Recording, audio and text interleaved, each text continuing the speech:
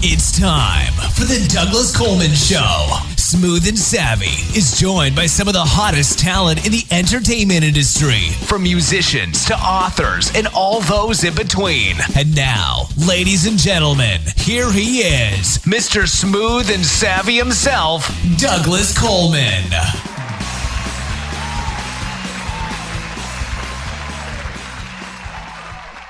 Hello, howdy ho. Welcome to the Douglas Coleman Show. It's me, Douglas Coleman. Thank you for tuning in. Nice to have you here. We've got two interviews today. First one up is Courtney Gaines, who anybody who's my age will probably remember him. He has been in a bazillion movies. And yes, bazillion is a real number. Most notably, he was in Children of the Corn in 1984. He was the boy with the very long red hair. He was also in Hard Bodies, Lust in the Dust, Secret Admirer, Back to the Future in 1985, Colors, The Burbs, Memphis Belle, Sweet Home Alabama in 2002, the Halloween Rob Zombie remake in 2007, all kinds of stuff. He's also a musician, and we are fortunate to have two of his tracks to play on the show today. He's got a new album out called Ripple Street, so we're very happy to have those two tracks. The second interview up is Jason Klamm, who is a published writer for more than 20 years, and he's also a comedy performer. Jason has all kinds of projects going on, which we will talk to him about and he'll tell you about. And we've also got a clip from some of his work. Just one note about the clip and the sort of chat before the clip. This was done before the election, so it was unknown that Donald Trump was going to be our next president at that point. But I think it's still relevant, so I left it in. We didn't feel the need to cut it out at all. So we will be right back with Courtney Gaines.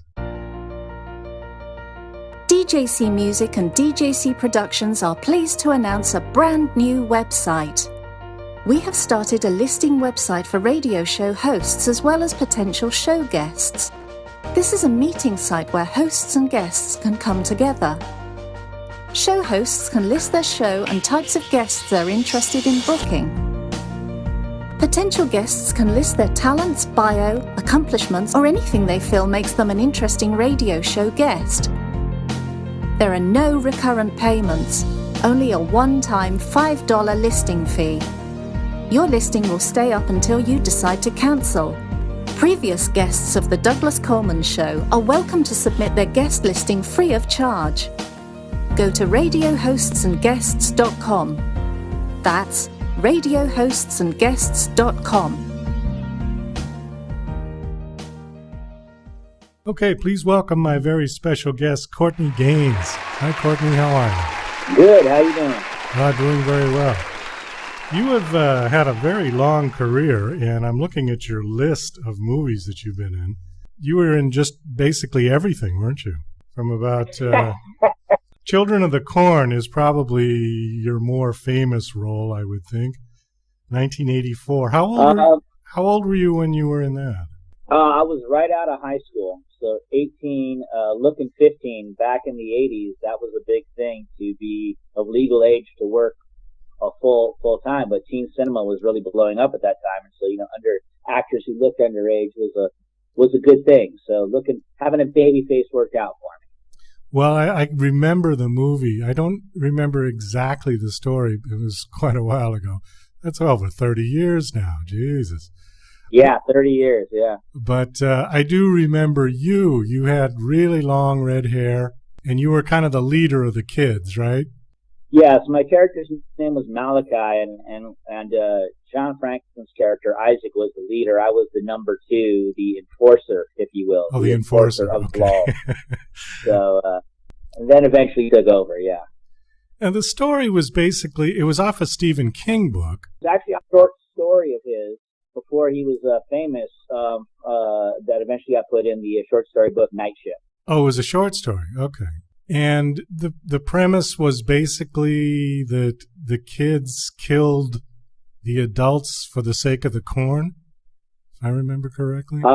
They get rid of the adults because of John Franklin, the preacher's character.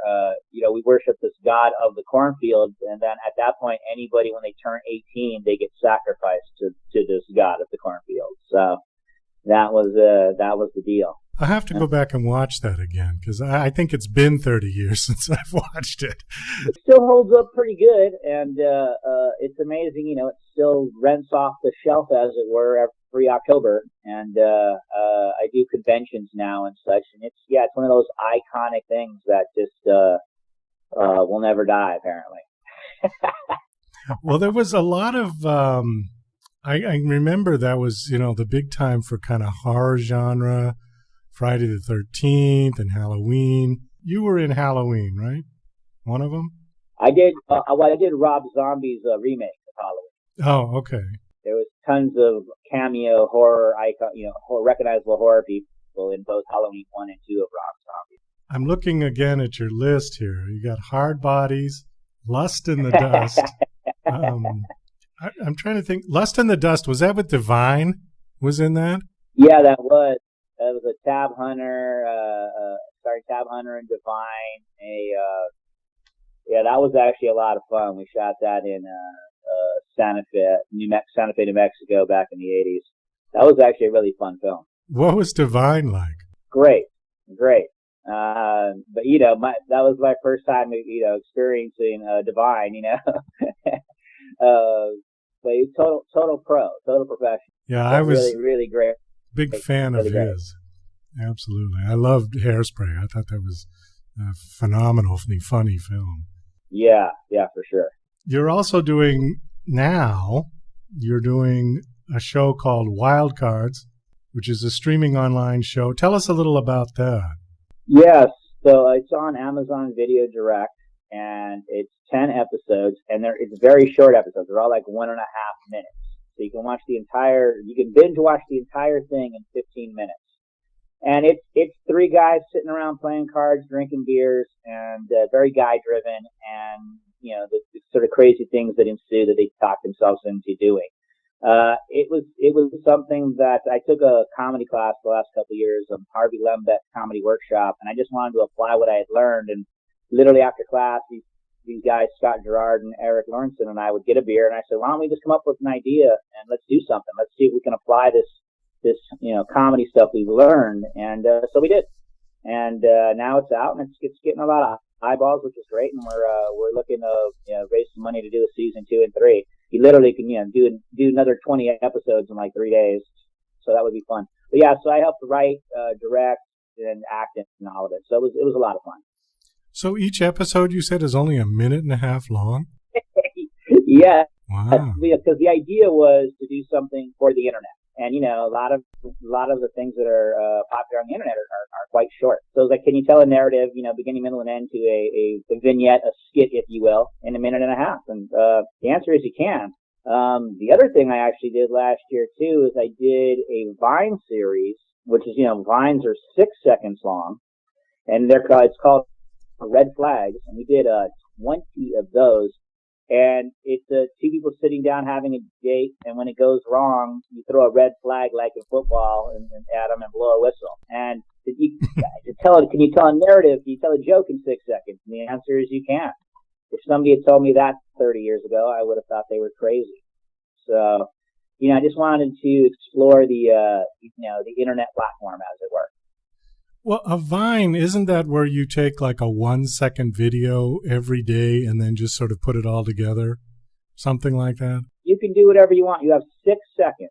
You shoot it on your phone, and you can pause, so you can do up to, maybe 3 or 4 quick cuts. You have 6 seconds to tell a story. Some people do stuff every day. Some of the big Viners are always putting up product, but you can literally do whatever you want, how much you want, whenever you want. So, like I said, last year we did 20, I think, total.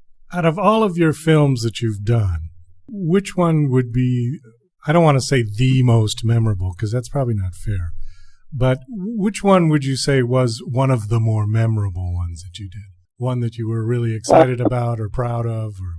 Sure. Well, obviously, Children of the Corn, because it was the first. And that was proving to myself that I could do it and belonged in the business. So that was epic in its own right. But the one that comes to mind, and everybody was involved in it, they said the same thing over the years, was Memphis Belle, which came out in 1990, which was about the first B-17 crew to complete 25 missions in World War II, which was a quota that was set that they didn't really think anybody would achieve. The actual average for getting knocked out of the sky was 8 trips. It was just something they did for a morale booster, but these guys actually pulled it off. And shot it in the UK. David Putnam produced it, which, huge producer at that time. And it was just an incredible experience. So, we got to fly in a real B-17 at one point. We got boot camp training. It was really an incredible experience. Who was Matthew Broderick in that? No, Matthew Modine. Oh, Matthew Modine. Okay, sorry.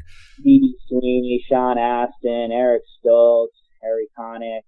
Just a ton of working actors. Do you ever get mistook for Danny Bonaducci? Rarely, Okay. but yeah, sure. All us redheads, we all look alike. Yeah. I guess that is what it is. Yeah. I want to work a little bit backwards here because we kind of started in the beginning of your career and then we talked about wild cards a little bit. Let's go back. I want to just get your background because I'm sure anybody my age, and I think you and I are about the same age, would recognize you immediately because you were in so many films during the 80s and 90s. Tell us just a little bit about you, where you grew up and how you got into acting. Sure. So I actually grew up in Los Angeles, which a lot of people are surprised by because I sound a bit Midwestern and I certainly look like I'm Southern or Midwestern, but in fact I grew up in LA and I grew up in sort of tough neighborhoods. I grew up in Echo Park, Silver Lake areas of Los Angeles, which were highly Latino, and back in the 80s, there was a lot of gang violence, stuff like that. So I grew up kind of in tough neighborhoods, and there's something that, there was something I definitely garnered out of that as well. I played a lot of bad guys because I knew how to fake that, if you will. My father worked as a laborer at the Warner Brothers studios, just a laborer, I moved on TV shows like, back in the 80s, like what was on, Fantasy Island and things like that. He'd work on a weekend and I would go, I could go on the lot and run around and, see the sets and the lagoon and all of that. So it was, even though I was sort of around it, I was around it not from an, inside point of view. I was not, a kid who grew up with a father who was a director or a father who was an actor or anything like that. But, my mom, when she was young, she went to what would sort of be the equivalent of a fame school out here. We're talking like World War II time or whatever. And where she was, was a school where they went to school, but they also did song and dance and like that. And on the weekends, they would fly up to Bakersfield to the military up there, and she entertained troops. And then she had her own dance studio at one point, and then she gave that all up for her first marriage. So the acting bug, the entertainment bug was in my blood, and I bugged her to put me in a class. And finally I did a class when I was 13 and I hated it because it was like, kids in tights and tap dancing. I was a kid from the hood. I was like, that's not what I was looking for. And I was about to quit, and this guy stopped me on the street. His name was Virgil Fry, and his daughter went on to be Soleil Moon Fry, Punky Brewster. Oh, yeah. He was an actor, and he liked my look. He stopped me and my mom on the street, and he said, I really like this kid's look. I'm teaching a class. Maybe you want to check it out. And like I said, I was about to quit that other class, so I did. And he ended up becoming my mentor. I studied with him for 10 years. He became my manager for a number of years and really broke me into the business, taught me the craft. So how did you get the Children of the Corn? Well, the casting director, Linda Francis, had actually come to the workshop that Virgil taught, and she became a fan. And she was the first person that started bringing me in on auditions. And that was like the third thing that she brought me in on. And the famous story sort of goes that when I went in there and read with the casting assistant, who went on to be a very big casting director, I pulled a knife on him. It was actually a fake knife. It was a little fake knife, but he couldn't tell that because I put it right under his throat. And I saw out of the corner of my eye the producer and the director turn and look at each other, kind of like, we found our guy. And then John Franklin got cast first, and it was down to 3 guys for my role. And I just remember grabbing him by the lapels and shaking the crap out of him, and got the job. Did you ever hang out with all the sort of Rat Pack kids from the 80s? Were you in that, Not with that really. group? No. It's not really. Like I said, I was more of a kid from the wrong side of the tracks, not a kid from Beverly Hills area and like that. And I was never really interested in any of that. Again, having grown up in tough neighborhoods, I saw partying at a very young age, saw all the stuff that all did, and just wasn't really interested in that. I really was into doing the work, and I still am. Obviously, LA has anything and everything you're looking for. It's all here. If you want to find it, it's here. I've just never really been interested in much of that. I've always just been about working, doing the work and working on my craft. And I still study. I still work out. This is what I like to do. This is my thing, And you're also a musician. Now, were you always doing that, or did that come later after? Yeah, I started really doing both right around the same time. Started taking guitar lessons when I was around 13, and I've always sort of called it my hobby because it wasn't necessarily about making my living at it. But I've been woodshedding, I play guitar every day practically, and I've written a lot of songs, and I've had a couple projects, and now I have a record that I'm looking to get a distributor for right now called Ripple Street, and it's pretty good. I had some really good guys play on it, and had a great time doing it, and just trying to find a way to get it out there on a decent level right now. Well, we have one of your songs here. Actually, we have 2, but we're going to play one now, and we'll play one a little bit later. I think both of these are off the album. You said Ripple Street, right? Yes, they are. Okay, this one is called Ain't So Easy. Is there any story to this one? Well, I would just give a blanket of the whole record. The whole record is it was a breakup record. Flat out. So a lot of angry breakup songs, and I think this one will fall into that category. Okay, well, let's have a listen to this one. This is Courtney Gaines and Ain't So Easy.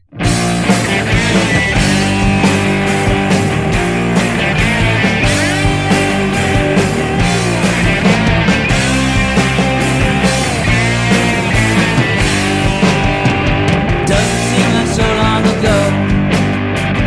Every night on the way home, hitting me up on the phone. Now you just leave me alone. It ain't so easy, baby.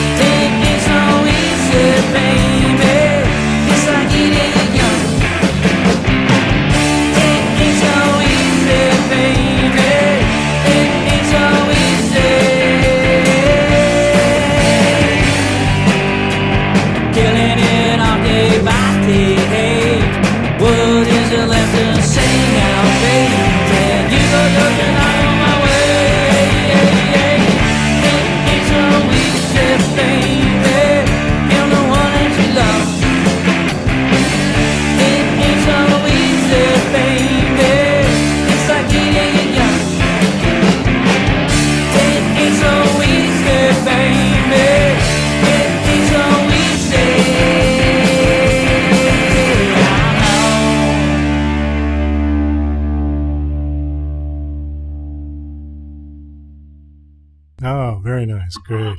Yeah, that was Sounds nice. like rock and roll to me. Yeah, and it's real rock and roll. I'm not a big fan of computer-generated music. I like real people singing and real guitars, and especially real drums. Real drums just Me have, too. I don't know, computer drums just don't seem to have, and the only word I can think of is balls. They just don't have the balls like real drums do, Agreed. Yeah, no, that was very nice. Now, you're playing the guitar on that and singing as well? Yeah, lead guitar was by a guy named Michael Haley, who was in a pretty well-known band in LA in the 90s called Extra Fancy, and then went on to be a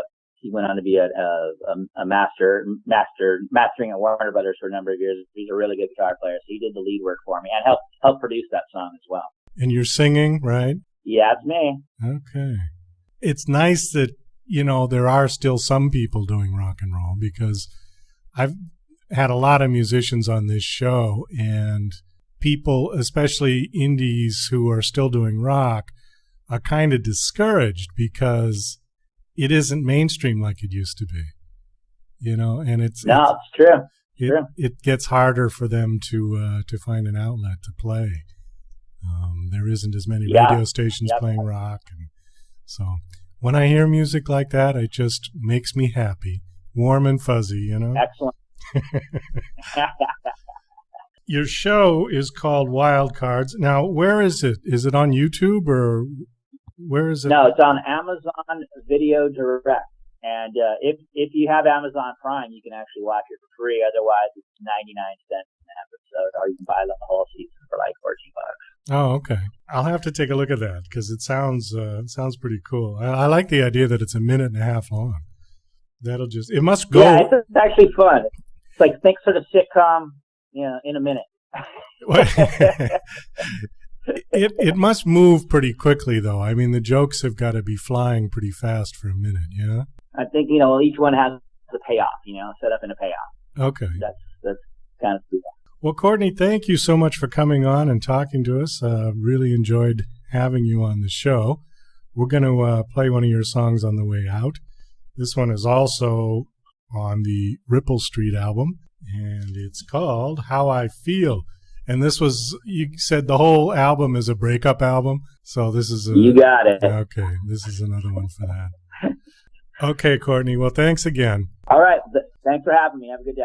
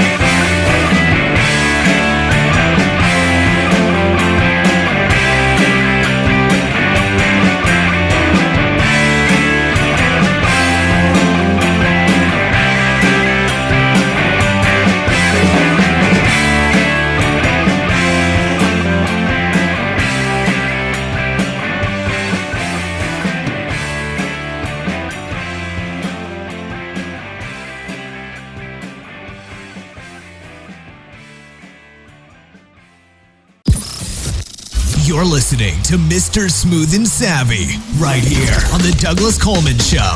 We'll be right back after these commercial messages. In-house production and recording in Louisiana Publishing Company is now offering a special for podcasters on their CD Pro Radio network. For just $20 a month, CD Pro Radio will broadcast your podcast twice a week on their network. This is a great and inexpensive opportunity for podcasters to gain some exposure for their show without having to spend a lot of money. Please check them out at cdproradio.com. That's cdproradio.com. And now... Hey, Rocky, watch me pull a rabbit out of my hat. Again? Nothing up my sleeve. Presto! Ooh, don't know my own strength. Now here's something we hope you'll really like. Okay, please welcome my guest, Jason Klamm. Hi, Jason. How are you? I'm well. Thanks so much for having me. Well, thank you for coming on the show. You have done a lot of stuff. I'm looking at your bio here. Do you call yourself a writer primarily? Is that your yeah, your I finally settled on that a couple of years ago, even though I do a bunch of other crap. Yeah, I finally settled on writer. Okay, so you've been a published writer for more than 20 years, and you're the author of 2 books of satire. You're currently doing a book based on your podcast, Comedy on Vinyl. Tell us a little bit about that. Sure. In 2011, February 2011, I started a podcast. I am a lover of comedy, specifically sketch comedy, but and I've had, I think my mom gave me all her comedy vinyl albums years ago, and I just had them in my possession and started collecting them slowly but surely. And then when podcasts became a thing, I assumed you had to have a theme to your show, and I said, well, I really love comedy vinyl, and nobody else has them, so I decided I would start collecting them more and do a podcast about one album a week. We made the mistake. The first 2 episodes are us literally talking over an album as it plays. I don't know what we were thinking. I've had people still come and see, because I have all those old clips on YouTube. They'll still come and look at them on YouTube and say, this is the worst. Why would I ever listen to any more? And it's like, there's clearly a warning that I have put in these to say these are horrible. You don't have to listen to them. But yeah, I'm doing a book that I am trying to just kind of lay out the history of comedy albums, and basically recorded comedy in terms of audio.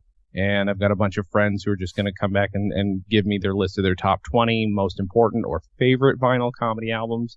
And that's going to be, smattered throughout the book. Los Angeles show, A Drinking Game. You were an actor in that. Tell us about that. Yeah. So once a month I'm in a show, where, basically, we do stage readings of usually 80s movies. That's what it started out as. We'll go different sides of those decades. Like, for instance, this coming week we're doing Young Frankenstein. So we're going back to the 70s. Sometimes we'll do 90s. But the audience drinks, we drink, we dress up. And we've been doing this since, actually longer since I've been doing comedy on vinyl. So 2010. So yeah, we've been doing this about 6 years, coming on 7 years. We sell out. God, I think the last show we sold out in about 5 minutes. But yeah, we've slowly grown into this. We've got a very rabid fan base, and to the point where we just finally moved into a bigger theater. It's a ton of fun. It's probably my favorite thing I do out here. Okay, this is a live theater show. It is a live theater show, and I usually get the parts where they need somebody who can do a fair mimic of that character. Like I look nothing. If you've seen pictures of me, I look nothing like Marty McFly, but because I do a good Marty McFly, I am him every time we do Back to the Future. This week, when we do Young Frankenstein, I'm going to be Inspector Kemp, who is the German inspector in Young Frankenstein, right? With the false arm, again because I could do the voice. So yeah, that's basically it. So okay, let me just back up again. The Sure. show is you come on stage. There's you and other actors. Yeah, usually about 6 to 10. And you're just redoing a classic movie on stage? Oh, yeah. The audience eats it up. They love it. It's a lot of fun for us, too. It's actually, it's a massive amount of fun. While drinking? Oh, yeah. Yeah, there are drinking cues. We don't just drink willy-nilly. Some people do. But there are drinking cues. And we have to drink whenever another character says our name as well. How long is the show? Well, that's a good question. I think it typically runs 2 to 3 hours, depending. We have a break in the middle. But because we have an MC, who reads all of the descriptions, parsed down a little bit to make them more interesting or, to increase the brevity, because of that, it kind of is a little bit longer maybe than your typical movie. Does the show get funnier as it goes on? I mean, I'm thinking the drunker you get. I'm sure it does. I know to us it becomes not a hassle, but it's like, it becomes a little more difficult to get through it because it's harder to read the drunker you are, because obviously there's no way we're going to do these from memory. We have a script in front of us. But yeah, I mean, the audience does tend to get more rowdy and more fun as the show goes on. What are you drinking, actually? Well, we actually recently, it's funny you should ask, because we recently came up with a ban on white wine or any wine, but we mostly will drink, most of us drink beer, but one or two people will have like mixed drinks that they're hopefully sipping. We're very big on people getting home safe and not driving, etc. But so we try and push people to, drink in moderation. But we recently actually put a ban on wine. That is the one thing that at least nobody in the cast is allowed to drink. Why is that? One of our actors decided to have 2 bottles of white wine and continue on to some beer, and that did not end well. Oh, I see. Praying to the porcelain. Yeah. Yeah, it was quite funny on stage. Like there was none of that on stage, but it was to the point it got distracting. We'll just say that. So we had to. This sounds like it would make a great road show. Have you thought about taking it on? I agree. Yeah? You know what? A lot of us have. A lot of us have wanted to do it because it's not like it's not like a huge money maker necessarily for us as actors. We're doing it just for the fun of it. But if we thought it would be a ton of fun to just travel, go to colleges or go to other places that would receive it well. I mean, because there are now satellite shows in Minneapolis. My buddy Matt Sachs started that. One of our audience members started one when she moved to New York, so there's one in New York now. There might be ones opening up in a couple other states. We'll see. There are shows that are kind of picking up like this. I just interviewed a guy named Phil Galinsky, and he does a one-man show called My Facebook Page. And what he does is he gets up on stage and he picks people out of the audience and projects their Facebook page behind them. He has them stand on the stage. And then he, makes jokes about it. He goes through and clicks on the pictures and said, and it sounded like a fantastic show. It's in New York that sounds City. Like a lot of fun. But I guess he was going to be taking that on the road pretty soon. So, wow. Interesting stuff. Now, is your show a drinking game? Is that on YouTube or is there video of it? There are a few clips, but there's not a lot that we put up online. It's mostly because we want people to come more see tempted it, to come see the live show, But there are a couple there are tons of photos. My wife actually is the photographer for the show, and so those are all up. You can definitely see if you go to adrinkinggame.com. I think there are links to all that stuff. Okay, you do have a website for the show then. Yeah, they put up a website for it a while ago, and that's where you get the tickets. But it's also, I think they post the links to the photos as well. What do you charge for the tickets? I'm just curious. That is a really good question. It's been a while since I've checked. I want to say it's $15. It was $15 last I knew. It's pretty reasonable. That's not bad. That's for 3 hours of entertainment. I mean. And then that way we don't normally do it at like bars or anything. So there's it's usually BYOB type of situation. So you're not paying exorbitant amounts for drinks. No, that's a very good price. Actually, that's cheaper than a first run theater ticket, I think, for the movies. Yeah. Right. Yeah. I haven't been to the movie theater in so long. What's it like? $20 now for a ticket? It's around there. Yeah. I haven't. I call myself a filmmaker, and I have not seen a movie in theaters in so long. It's sad. I'm just surprised that the cinema is still viable, that it's still there. I know. Because everything has gone VOD, and people have 50, 60, 80-inch flat screen TVs at home. Right. You have the convenience of stopping and starting when you want. You have the convenience of not having to go out. Actually, once VCRs came along back in the early 80s, that's when I stopped going. I mean, I was so into, wow, I can just put this tape in here and watch the movie. I don't have to go and stand in line anymore. I was never a big fan of the theater anyways. I mean, back when I was in high school, we used to go to the midnight showing of the Song Remains the Same, the Led Zeppelin movie. But We didn't go there to watch the movie particularly. Sure. We went into the balcony to do other things. But it's amazing. I can't believe that. Well, I don't know. I mean, Hollywood has always resisted change. The major theater studios, film studios rather, were scared to death when television came out in the early 50s, and they weathered that. So I don't know. I guess they're going to do all right. But it's just amazing to me that anybody would even want to go to. Yeah, I know, and the way they tend to as you say weather that storm, it tends to be these sort of arbitrary innovations. Like originally, the way they got away from TV was inventing widescreen. That was their big thing. Which actually, it's so funny. We're doing this via Skype, and I'm looking down my list, and Harry Shearer's on there because I just interviewed him recently for my podcast, and he was in. I don't think a lot of people know this. He was in the first widescreen movie of all time as a little kid. Really? Wow. Yeah. It was just a little. People forget he was a child actor. He was almost Eddie Haskell on Leave It to Beaver. Very weird. Was he really? Yeah, it's very strange. I didn't know that. I don't think until right before I interviewed him last time. But yeah, those weird innovations like that, like 3D, which I still don't understand. It makes you sound like a grumpy old man. But the types of innovations that they try to use, and now the only innovation is let's make them super shiny and make every movie a comic book movie, which I get. It's entertaining, but they've cornered the market on the sort of big epic Marvel comic, Batman, Supermans. Those, you couldn't do that as an indie filmmaker.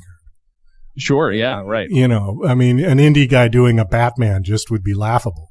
Okay. Right. But that's true. But to do anything else, romantic comedies, dramas, I have seen some indie films. I've interviewed indie producers that have done some stunning work that you couldn't tell that this wasn't done, at Paramount. There just isn't, there is no difference in quality in the way that it was written, the way it was shot, the way it was edited. And then I'll say something like, well, what was the budget for that? And they said, well, we did that whole thing for $80,000. I'm like, you've got to be kidding me, Yeah. Because you look at something that was produced in Hollywood and, you see they always list the budget on IMDb and it's, like $50 million, $20 million and just this huge amount of money. And I don't see a big difference in the quality. So no, I mean, there's no reason to. I mean, also, even in terms of like multi-million-dollar movies, they just did that sequel to Cloverfield, which had a lot of effects and which, by the way, so it was done for, I think, under $10 million, which it's like to us, obviously, that's a ton of money. But compared to most films, that's pretty impressive that they could actually accomplish, something, serviceable with big stars in it for that quote unquote little money. Well, what was the budget for the latest Star Wars? With $100 million? It had to have been. Something like that. I mean, granted, Star Wars is sort of the top of the heap when it comes to special effects, but $100 million. And, they'll get it back, sure. For sure. You said you interviewed Harry Shearer, is that right? I did, yeah. Yeah. When you mentioned his name, a movie that he was in that I watched fairly recently, it's not a new movie, but A Mighty Wind. Oh, I love that movie. Isn't that a great movie? And it really is. The character that he plays at the end when he changes to a woman, I couldn't stop laughing. Just couldn't stop. So great. With his voice, I'm sorry. There's just no way that he could ever make a convincing woman, Oh, yeah. Yep. That's fantastic. Oh, that's a great one.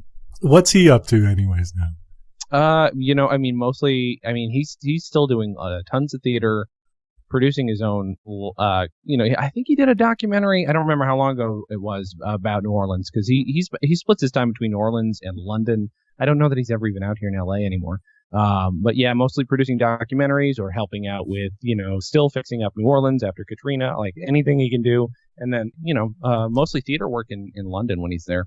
Is he Canadian? I don't believe so, no. Oh, okay. I think he was actually born here in LA, if I'm not mistaken. I can check, but I believe he was born in LA. Well, because a bunch of those guys were Canadians. Oh, yeah. From the SCTV and that group. So I thought he was part of them. It's a reasonable assumption.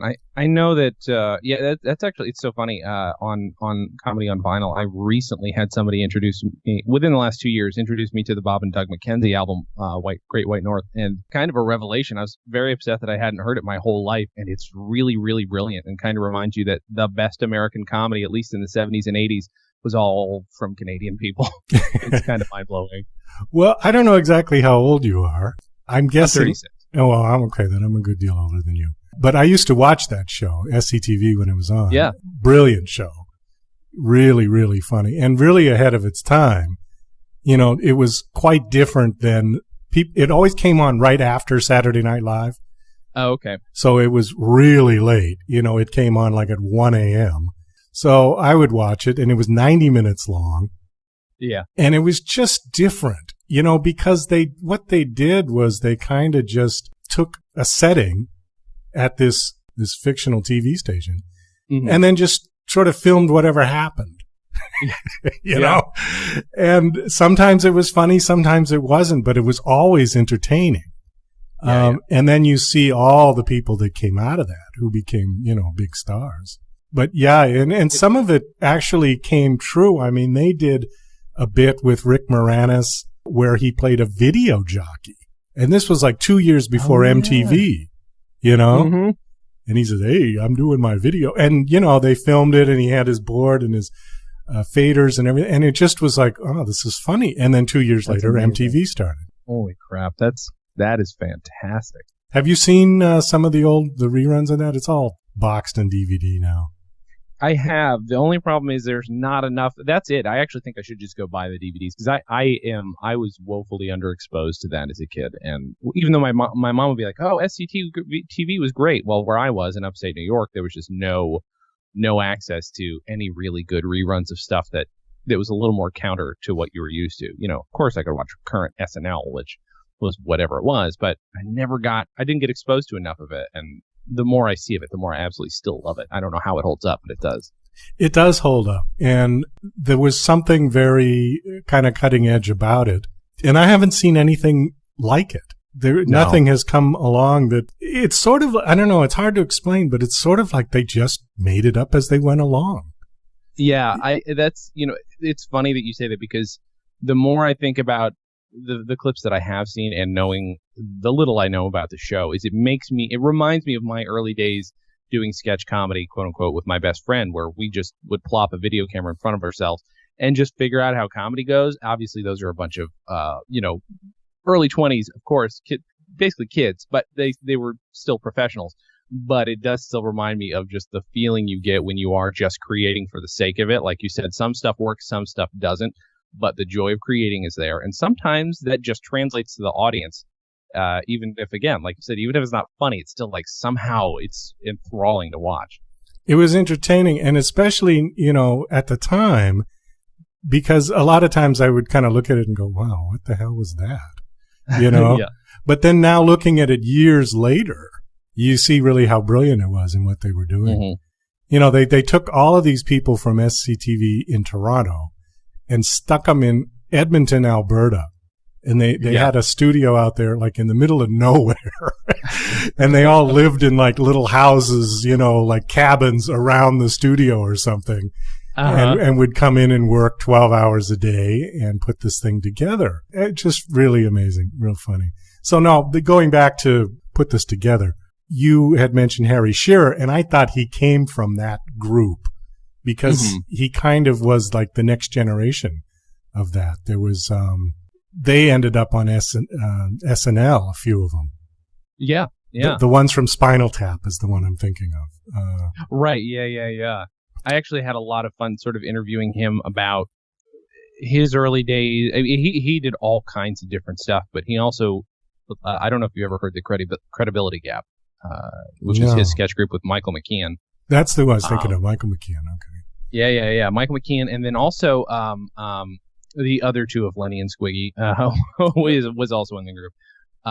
But she's so fantastic. The Credibility Gap was something I wasn't exposed to until way too late, and it was actually a lot of fun to talk to Harry Shearer about these just amazing sketch comedy albums that people don't really mention when they're talking about sketch comedy enough, because not enough people are aware of them. Sorry, no, David Lander was his name. It just totally, Squiggy from Lenny and Squiggy, just his name, and I didn't want to just leave it hanging. That's David Lander. Sorry. Okay. Oh, boy. Did you see this one sketch that he did on SNL, Harry Shearer, where he played an FM disc jockey who had guests come into the studio, and he paid no attention to the guest whatsoever? Yes, I do remember that. That was hysterical. Like, he'd ask a question, and then he'd turn around, and he'd be fumbling with tapes and records and things like that, and he would just whip back to the microphone and say, yeah, yeah. And he'd go back. Oh, that's great. I love Yeah. There's something about I don't know how he has this amazing control of that voice, too. Like, that was the astounding thing in interviewing, too, because, like, we didn't do video or anything, so I'm just listening to Harry Shearer talk to me for an hour. And it was it's very weird. It's like having your childhood just talking to you. He's got an amazing voice. I love his voice. It's fabulous. There was a few like that just had that kind of voice. He was one, the one from that show. Oh, God, what was the name of that show? Unsolved Mysteries? Uh-huh. Robert Stack. Robert Stack. Yes. He had a voice like that. Definitely. Oh, man. Yeah. Orson Welles, certainly. You know, there were a few that just had that unbelievable kind of voice. Moving right along, why don't we go a little backwards here? You didn't tell us anything about you as far as your sort of backstory. Why don't you give us a quick backstory of yourself, and then we're going to have to kind of wrap this up. Sure. Well, how far back we go? Well, don't go back to the fallopian tube. I mean, come up, start as a kid and sort of breeze through that, and how did you get to where you are now? Well, let's see. So I was born in England to two American parents, and then raised in upstate New York. And then in upstate New York, that's where I eventually met my best friend, who's still my best friend to this day, 26 years later. And we've been doing sketch comedy together in one form or another since then, even while he lives in Idaho and I live in Los Angeles. We do a podcast together each week where we talk about our old sketch comedy, which is kind of how we stay in touch. Oh, that's cool. Yeah, it's a lot of fun. And I mean, that's, with him is when I started writing, and we did our first sketch comedy album together in 2001. We're still waiting to do, we've done another one since, but it was a Christmas themed one. He and I he starred in it. I directed one of the first viral videos of all time back in 2001 also. 2001 was a big year for us. And then, since then I've written, I've got my first documentary feature film comes out this December 6th on DVD. That's something I've been working on for 8 years. He's in my best friend is in my first feature film, which is on YouTube for free. It's called Looking Forward. What's the film going to be about? The documentary is about the sport called freestyle walking, which is hard to explain. They call it skateboarding without a skateboard. But the theme of the movie is that it's about friendship and it's about the sport. It's called Lords of Soaptown.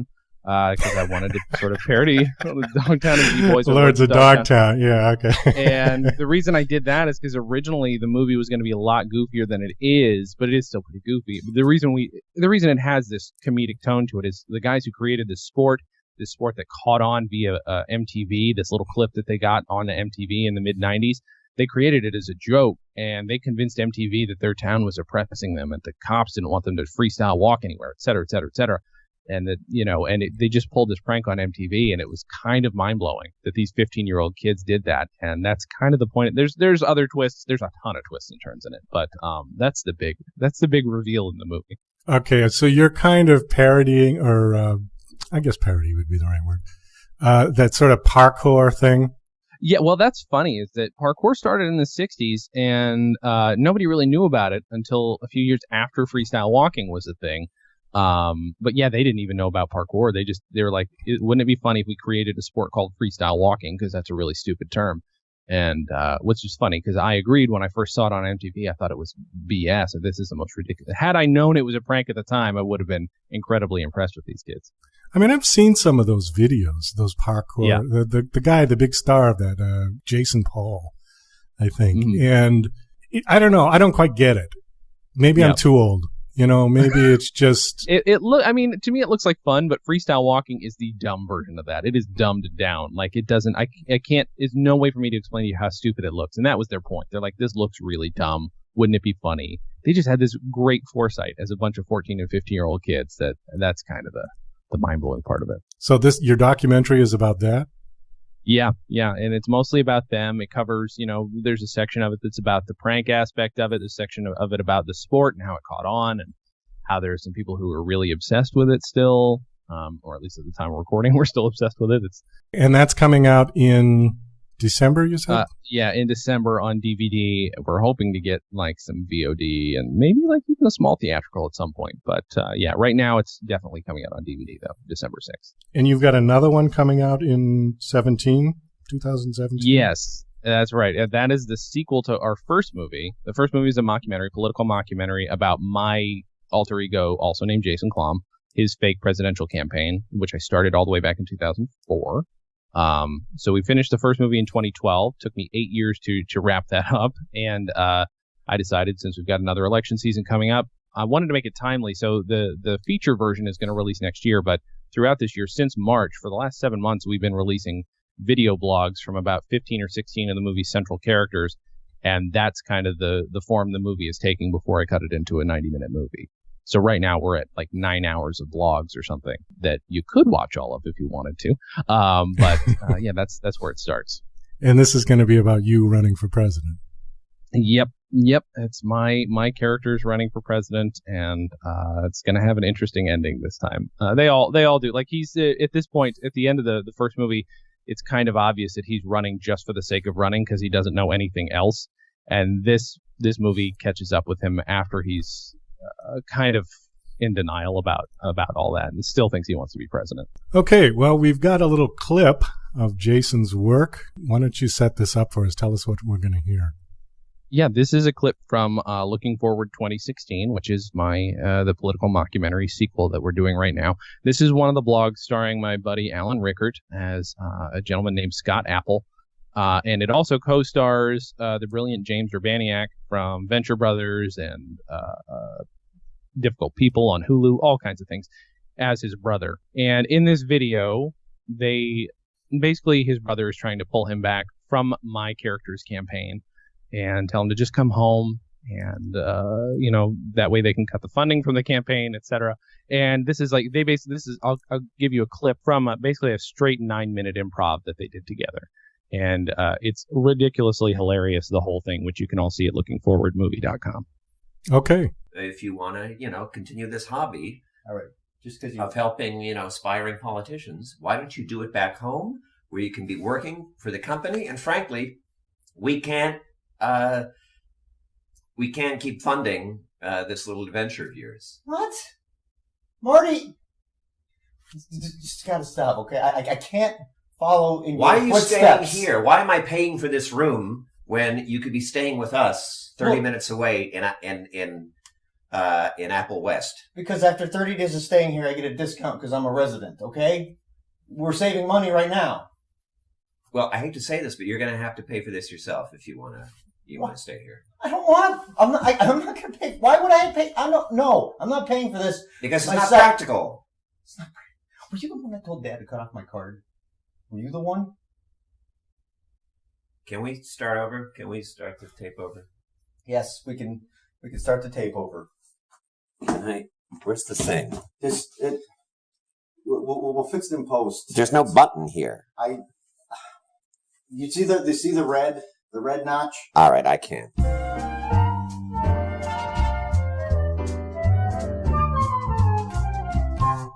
Okay, deal with this. This is Apple family history with Scott Apple and his brother Marty. Brothers for life. Brother Marty and Scott. Sing along. Just. I didn't know we were going to have to sing. You can. Marty and Scott, what are you doing? Why am I throwing the family's money at you and your drifter friend? Why are we doing that? It doesn't make sense. The expenses you send us are so silly. Marty hurt Scott a lot, even through song.